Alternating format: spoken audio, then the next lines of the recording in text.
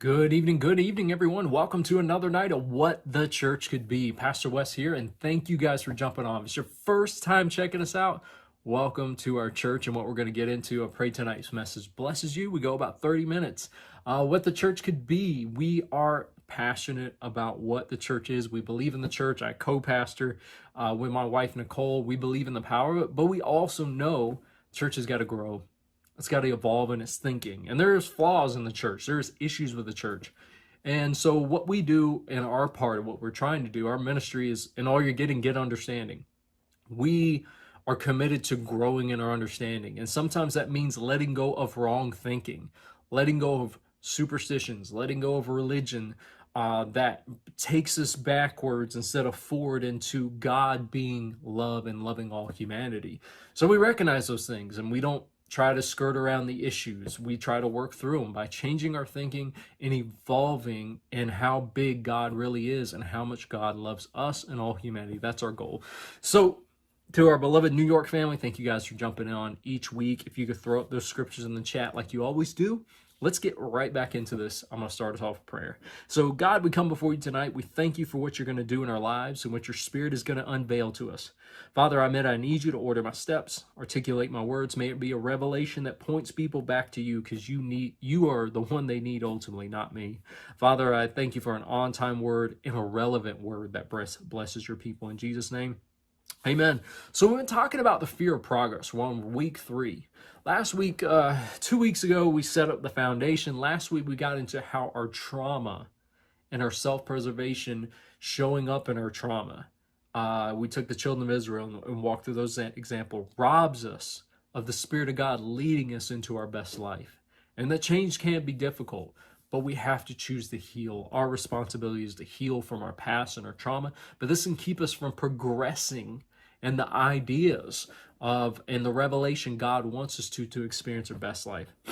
Now, this week, I'm going to get into some things I've learned. Actually, once I get to the end of tonight, as long as we make it. If not, we'll pick it up next week. I want to talk about 7 ideas, 7 mindsets, 7 principles of mindsets, whatever you want to call it. I don't want to get locked as rules that I've seen that hinder us growing in our understanding. Tonight is about learning how to put together a willing and humble and a learning mindset so we can grow and progress. Because some people, they just have a mentality that is anti-growth, anti-evolving, anti-progressing in our understanding and revelation. And we want to make sure we're not doing that and our heart is not hardened and blind to what the Spirit of God is trying to lead us. So let's get into the recap part of our foundation, which is, let's start with the definition of hinder. Hinder is a verb, action word, which means to create difficulties for someone or something, resulting in delay or obstruction. Some common synonyms of hinder are block, impede, and obstruct. While all these words mean to interfere with the activity or progress of, hinder stresses causing harmful or annoying delay of or interference with progress. That's what we talk about. Trauma it can be an annoying, it can be harmful, it can be annoying delay or interference with progress altogether. So we're talking about that. Now you'll find areas you can apply this in. This will apply in all areas of life, first of all. But some of the big ones you'll find is government, economics, financial stability, by the way, or how we do our finances, education in all areas, by the way, not just sitting in a school in a classroom, human welfare, and then of course what we're primarily focused on, which is religion and or spirituality. So the tension and progress, what's behind that? Some reasons why we fear progress are primarily, here's 2 reasons. Sorry, let me reintroduce this a little. Here's some reasons why we are afraid. And why we're afraid can be, which is primarily rooted in self-preservation. That's what's behind it. And some of the areas are reality. Some of these areas are fear being exploited. But most, if not all, are a mixture of both. What do I mean by that? What is behind the fear of progress? Self-preservation. Sometimes our fear, and when self-preservation kicks in, there is some real facts. Our life is being threatened. There is real things that are coming at us. Sometimes, though, our fear is simply being exploited and we're operating in fear mongering. But like most situations, it's typically a mixture of both. You see a situation come up, but how you respond to it, like we looked at the children of Israel last week, how you're responding to it, how you're reacting to it, that is a lot of self-preservation and fear, which is a hindrance to progress. Now, as we talked about in church, what is some of our biggest fears we deal with? The fear of hell, the fear of Satan, the fear of sin, the fear of make sure God's happy or I'm going to get cursed or not get blessed. All those are typically our fears we're trying to shed off and practice and practice a new way of living life. John 16, our foundation scripture, 12 through 15. What is the concern? Why am I presenting this urgency and this warning? What are we going to get conned out of if we do not push past our fear and our self-preservation to progress? Jesus was talking here to the disciples before he got out of here. They were distraught. They were upset. They were grieving because it's like, Jesus, I thought you were going to do all these things and now you're leaving us. Verse 12 says, there is so much more I want to tell you, but you can't bear it now.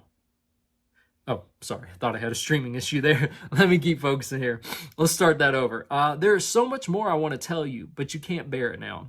When the Spirit of truth comes, he will guide you into all truth. He will not speak of his own will, but will tell you what he has heard. He will tell you about the future. He will bring me glory by telling you whatever he receives from me.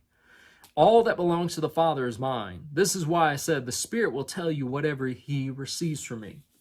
So let's get into some things. What hinders and derails that progress? Let's go to Matthew 5. Let's talk about let's break down a little more the underlying issue inside of all of us as human beings that we have to overcome. Matthew chapter 5, verse 38 through 47 says, you have heard the law that says the punishment must match the injury, an eye for an eye, a tooth for a tooth. But I say, do not resist an evil person. If someone slaps you on the right cheek, offer the other cheek also. If you are sued in court and your shirt is taken from you, give your coat too.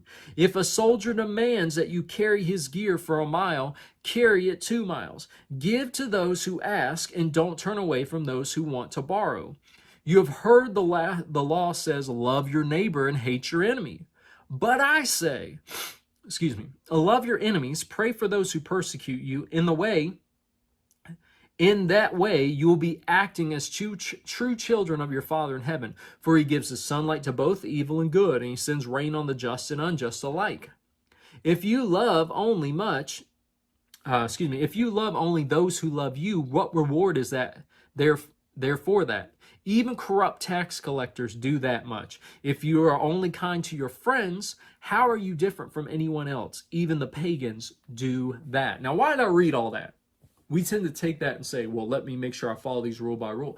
He's talking about an attitude, an essence, a heartbeat, a way you approach life. The first one he's talking about, an eye for an eye. What's he talking about? What is the thing we love to do as human beings? We love our revenge.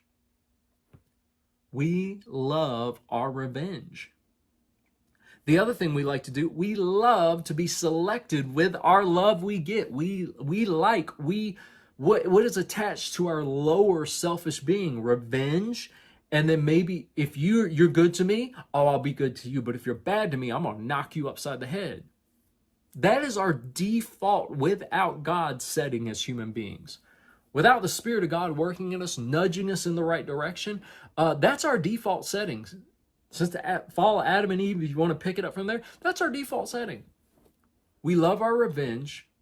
And we love making sure we're good to those who are good to us and a benefit to us. And Jesus is saying, I need you to rise up out of that.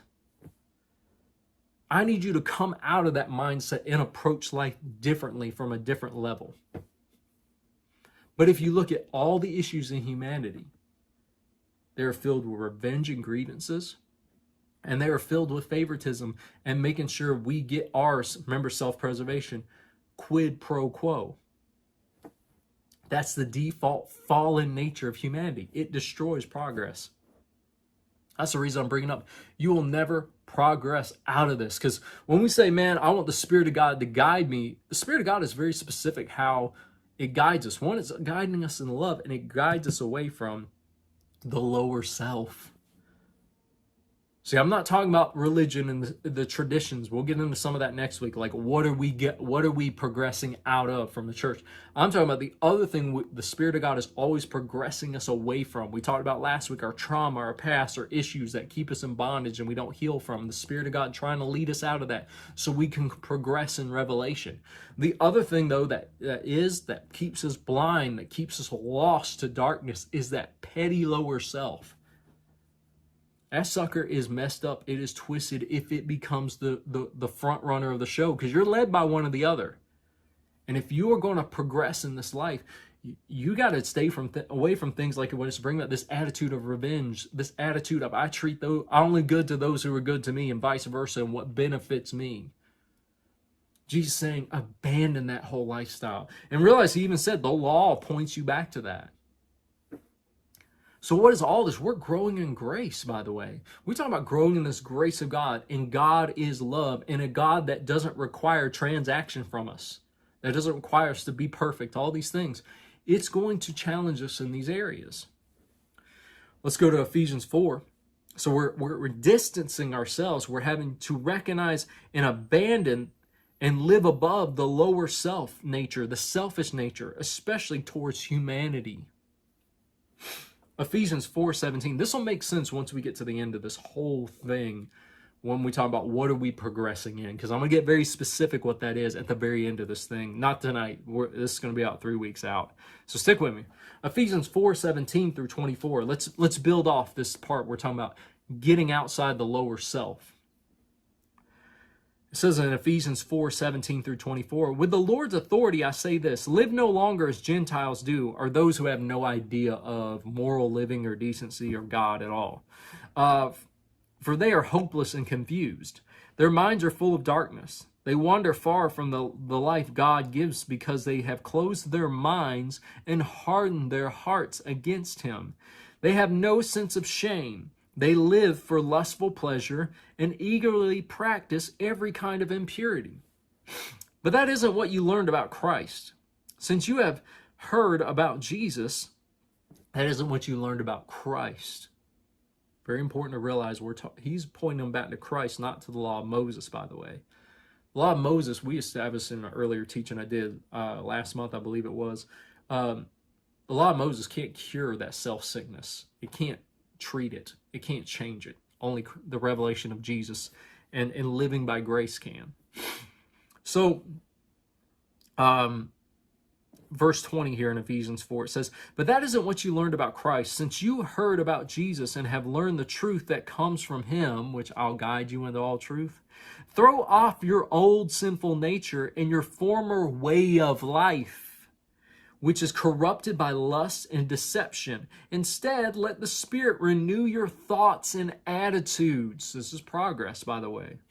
Put on your new nature, created to be like God, truly righteous and holy. See, when self is in control instead of the Spirit leading our lives, we have closed minds and closed hearts against God, and we don't see the world through the lens of Jesus. We see the lens of even how we're viewing God and everything through self. And so, why is this so important? Why is this so important? Because if we don't deal with this selfishness, guess if the Spirit's not really truly leading us, guess our whole approach to life is self-preservation and selfishness. So I go to government issues in my politics with this selfishness. I go to in hardness of heart and no revelation of Christ. I go to education that way. I go to my marriage that way. I go to my kids that way. I go to economics that way. I go to health and human welfare that way. And then I go to how I approach all my religion and spirituality from this place. And this is now why do you think people can progress in things but be going the complete wrong direction? Because we don't know how to deal with the ugliness on the inside of us and recognize, man, I don't need to live by selfishness. And here's the problem. Like you point out Matthew 5, the law says, people are like, man, I live by the law of Moses. You're going to be a messed up, selfish joker all day long because it taps into the selfishness. That's what it does. What did Paul say in Romans? It talks about the law was there to just simply point out the fact, dude, you're broken. You're broken. That's all it can do. And actually that brokenness will only increase. But the Spirit of God leading us is the only thing that can heal that self-sickness and deliver us out of us and cause us to progress out of it so we can see the world different. And being on a pulpit, being a member of a church, being in a denomination does not deal with any of those issues. It doesn't just cure you. It's the Spirit of God leading us into those things.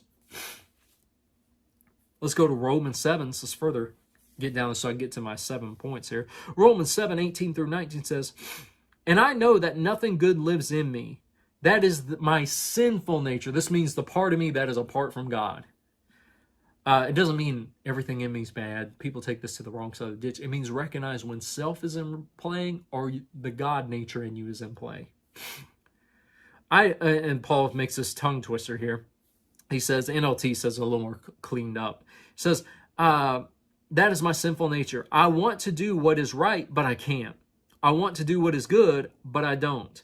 I don't want to do what is wrong, but I do it anyways. Galatians 5, 16 through 18 takes it a little further. It says, so I say, let the Holy Spirit guide your lives. Then you won't be doing what your sinful nature craves, your selfishness craves. The sinful or selfish nature wants to do evil, which is me, by the way, which is the opposite of what the Spirit wants, capital S there. And the Spirit, capital S, gives us desires that are opposite of what the sinful nature, sounds a lot like Romans 7. These two forces are constantly fighting each other so that you are not free to carry out your good intentions. But when you are directed by the Spirit, you are not obligated under the law of Moses. That's important. That's why I don't teach those things that I used to believe with the Old Testament and the law and everything else and put them as the guiding posts of our lives. Because it wasn't built that. We were supposed to be led by the Spirit of God. And that's how we get delivered from that selfish. You realize some of the most, people can be arriving at some of the most twisted things about our political season right now and churches and coming from the pulpit. And you realize, why does and it'll sound like God and they'll use scriptures and everything. And it's from the lower self. And how do you know which is which? Because both sides will tell you that. When you say both sides of the argument will say that same argument. Say, well, how do you say? One dehumanizes. One elevates humanity as a whole. And unfortunately, if you're lost in self, you won't be able to recognize that, what I just said. You can still arrive at a perverted destination, but you got to get honest with you and the Spirit of God and say, which one of these is tying to my selfishness? Which one of these is pulling from that selfishness that is seeing other people as enemy, that is seeing other people as demonic, that is dehumanizing, demoralizing, degrading people? And being able to recognize those things. Another reference, I won't read it for the sake of time. It says Colossians chapter 3, verse 5 through 17. I'll let you read that on your own time. It kind of builds off everything I just said. It's another scripture to add to what I just said. But it says it's very similar to everything I just read. It's Paul's writing this to the Colossians church. Colossians chapter 3, verse 5 through 17. So I got about 12 minutes here. And which is plenty of time. I want to make sure I leave enough time to get to these 7 things that I found when I approach situations, because there's controversial things we deal with all the time, especially in church world. There's political things, there's our government things. I'm trying to avoid that word political right now because people just take it, oh, I don't like politics, and dismiss themselves for the whole conversation, when it's like, no, we live in a world where we have to deal with these things, by the way. Just a second here. Give me a little more tea there. Education, health, humanity issues, all those different things. One thing I've learned, and I'm going to primarily stick with, especially when people try to get over, when I start talking about grace, and people fight this.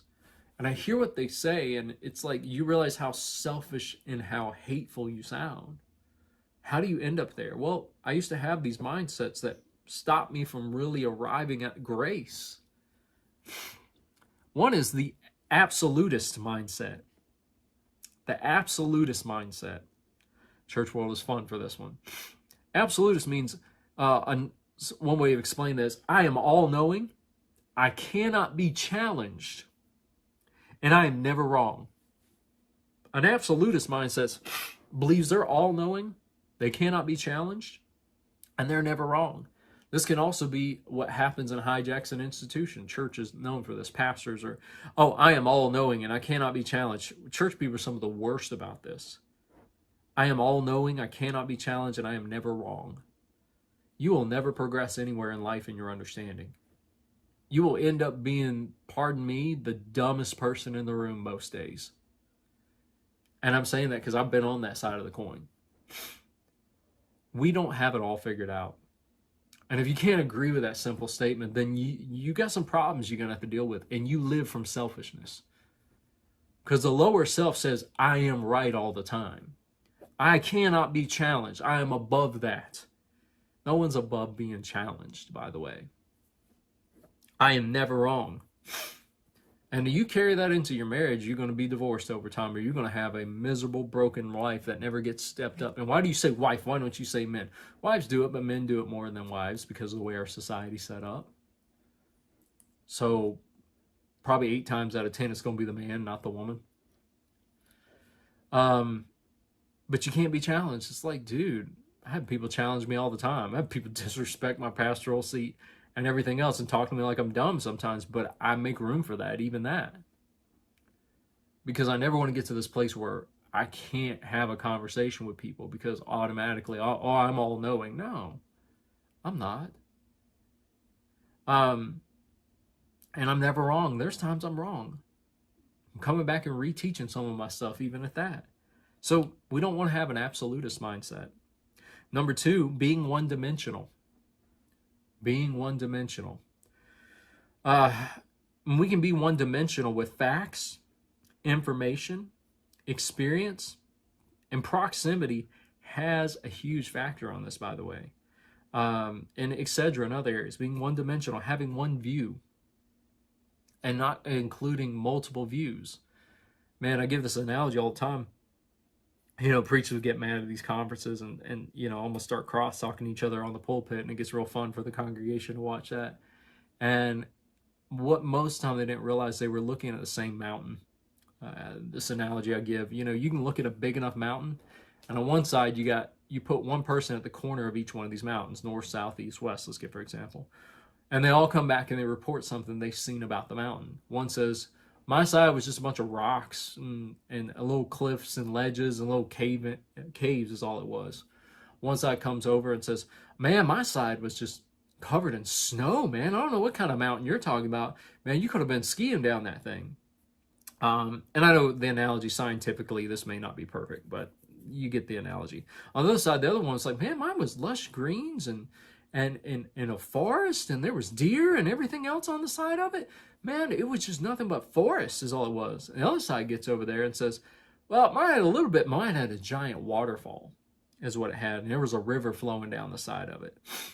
And imagine if they all looked at each other and started saying, no, your side is wrong. Your side is wrong. My side is the only side. That's being one-dimensional when you realize they're all talking about the same mountain. But there's different sides of that mountain, different version of that mountain. So they experience something different. One experienced the coldness coming off from the snow. The other one experienced hearing the birds and the animals maybe. The other one experienced the rushing mist of, oh wow, the captivation of a giant waterfall flowing. You know, whatever it is, but we can't be one-dimensional. We can't be one-dimensional. And that's important when we look at God. People bring an expression of who God is, and they're like, that's not God at all. That may not be the part of what God. Well, I can't believe dude, the Bible is full of that. Why do you think God has so many different names even in our own Bible? People are like, God's not called that. I'm like, dude, we have 20,000 different names. I'm exaggerating a little bit, but we have 20, 30 different names. We do it. Jehovah Jireh, Jehovah Sitkanu, Jehovah this, Jehovah that, Jehovah that. Why?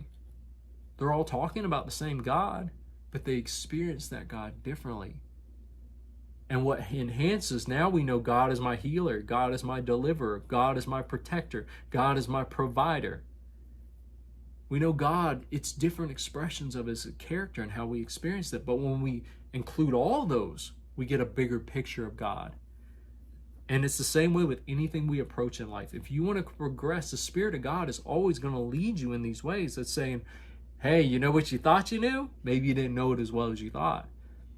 You know how you thought you only knew this one aspect of it? Oh, maybe here's a different side of it. And we have to be willing to do that. Sometimes we approach situations and things, and what I call it is we're not following the dominoes or sequence of how things played out. When was this said or done? Why was this said and done? Let's give an example. It's going to be a little bit of a tough one, but it points out, you got a woman who murdered her husband. Why is relevant. If you hear it first, the fact is she took a shotgun and shot the man and killed him. That may be the fact. She took a 12 gauge, got up one night, shot him right in the bed, right in the chest, square in the chest. The bullets show that, the forensics show that, the gun shows that. She's got all the stuff doing there. Probably watching a little too much crime show, but anyways, nonetheless, that's a fact. But what did they ask? Why? What was the motive behind it, for example? What was the circumstances? And then you find out, because we're following the dominoes, what led up to those days. The investigator did, if they do their job right.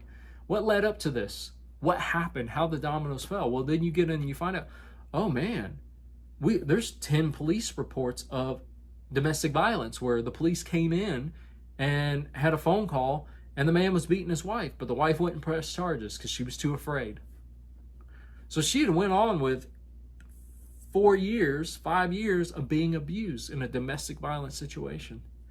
Until one day, the very shotgun that he threatened to shoot her with every day if she tried to leave, she got up one night and shot him so she could get out and flee for her life. Very different story if you follow the dominoes instead of just the one-dimensional fact right there. And you ask the why. When was this said? Why was this done? That's the difference of a first-degree murder and a manslaughter. That may have some self-defense attached to it, by the way. I don't think as a society we got that issue figured out very well, by the way, but I use that as an example. Many a times in our discussions or arguments, we don't follow the dominoes. We look at one person that does stuff, and then we make a judgment from it in society, and we don't look at what led up to the why. All of our political issues and governmental issues, humanitarian issues are very much void of this. When I see people acting out and doing things or saying certain things, I ask what led up to that. How did the dominoes fall? And a lot of us aren't willing to do our education, or we're willing to go to one person that gives a version of that, one-dimensional version of that. But we don't ask a lot of the why. Did they do what they do? Why are they doing the things they do? I sit down with people all the time and ask, why? Why? Why is relevant? When was something done? Number 4, I'm going to run out of time, so let me get through these real quick to finish this off tonight. Fear-mongering. The definition of fear-mongering is the action of deliberately arousing public fear or alarm. This can be done with exploiting, embellishing, and or making up facts that sound correct. Sound correct. There's a lot of fear-mongering. We have to watch when we're doing that. This comes a lot with, this was a big part of racism. Racism is fueled with tons of fear-mongering. The black man's violent. The black man's a rapist. The black man's going to do this. All fear-mongering. Zero facts to it. There's a lot of humanitarian things that get drenched with fear-mongering to mask the sexism and the racism. All the isms, they're drenched in fear-mongering. You got to realize that. I'm using that as an example. But we have to do fear-mongering. We do it about the word all the time in Revelation. If you want to grow in understanding, you have to recognize when fear-mongering is happening or when you are propagating, giving that fear-mongering. It's what you're doing. So you got to recognize fear-mongering when that's driving you. And then also, God grant me the wisdom to recognize when it's not fear-mongering, when it is a true, real issue. Because we want to believe people. Like, sometimes we do it in the wrong areas. Well, a rape victim reaches out for help, and they're just doing this. No, Lord, give me the wisdom to recognize when this is legit or this is just fear-mongering. That's why we ask why. This is why we don't have a one-dimensional approach to things. This is why we don't have an absolute mindset. These are building blocks that overlap each other, by the way. Number 5, this is a big one. This is a big one. See, none of these get too complete unless you start putting all 7 of them together, by the way, because they also check each other. 5, failure to hold ourselves accountable. Failure to hold ourselves accountable. Man, we have biasness. We use deflection. We have our unwillingness to learn. We are selfish. We are resentful. And we have hatred all on the inside of us. Not me. Yes, you do. We all do. The people that are the most immune to it admit they have residue of it. It's in the very air we breathe. We are surrounded by biasness. We are surrounded by deflection talk and rhetoric. We are surrounded by an unwillingness to change. We are surrounded by being selfishness and endorsing that selfishness. We are resounded by grievances that are being continuously aired to lead us to a place of resentment. And we are surrounded by hate. So the starting place is to be accountable and realize I contribute to all of those every day.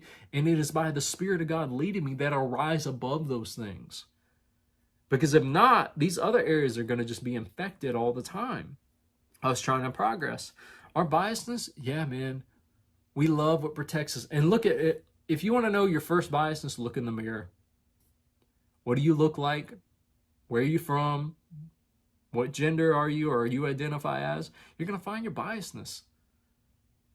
Everything. You want to believe the best in what feels comfortable to you. Deflection. Deflection is a big thing when we talk about progress. What do I mean by even deflection? You know, I ask when someone keeps bringing up something, like, for example, when I've talked about gender equality, and I've been on the wrong side of this conversation. So I'm talking about a mistake I made. I brought up a fact, well, women, sometimes women dominate men. And in the context and the timing of that conversation and when I brought that up and why I brought that up, it wasn't to move the conversation forward. It was to deflect from the fact that maybe there's some area in me that still feels like, and this was years ago, way before I met Nicole, that maybe felt women weren't equal to me. Now, the fact was, I've experienced a woman trying to dominate me before. I've experienced that before in my life. But I experienced that one time. And the percentage of that happening, because people are like, well, it does happen. Yes, it does. But the percentage of it is like so low, it's not even recognizable almost. And it doesn't diminish if someone's going through that. But realize the context and when I brought it up. It was to deflect from the fact that maybe in some way, I'm not doing everything I can to be an advocate for moving gender equality forward. See, look when stuff is brought up. If it is a response, every time you try to talk about one group of people's racial oppression, and the constant brought up is, well, what about other people? That's the reason why stuff like that is garbage. It's deflection. Because you look when it was brought up. It's always brought up in response to someone's, hey, I need help. Hey, I'm suffering. Hey, I'm oppressed. Hey, don't you see me? Hey, don't you? Whoa, I don't know about that. And because it is there to deflect their own ism. I was raised in a world that taught men were slightly better than women. Even if I didn't agree with it, that residue rubbed off on me. So when I say things like, well, women oppress men, dominate men too, when do I bring that up? And most of the time when it's brought up, almost every single time, it is literally in context to somehow diminish the suffering and oppression of what women go through. This is one example of many. So you have to ask, where's the accountability in that? Are we deflecting from responsibility? I bring up, it's the context. Are you against police? No, man. I see a need for that. We work with police and with our church and our community. But if every time blue lives get mad, only time Blue Lives Matters gets brought up, if the only time you bring that up, are you speaking against that? No, I'm speaking at when. If the only time that is brought up in the face of, okay, this cop just murdered this black person because it flat out happened, like George Floyd, for example, the only time you bring up Blue Lives Matter is because, well, in the face of that, not all cops are bad. No, you don't get to deflect from your racial bigotry that you somehow, believe that cop was justified in breaking the law and murdering that person. That's how conversations never get progress. But we got to be accountable. All of us do. I have my own issues. If we're ever going to, but that doesn't have anything to do with church. You lie. You lie. It has everything to do with the great commandment of I love my neighbor. It has everything to do with the fact that a Christian should show they are capable of loving their neighbor. Don't talk to me about religious piety if you can't operate and love your neighbor.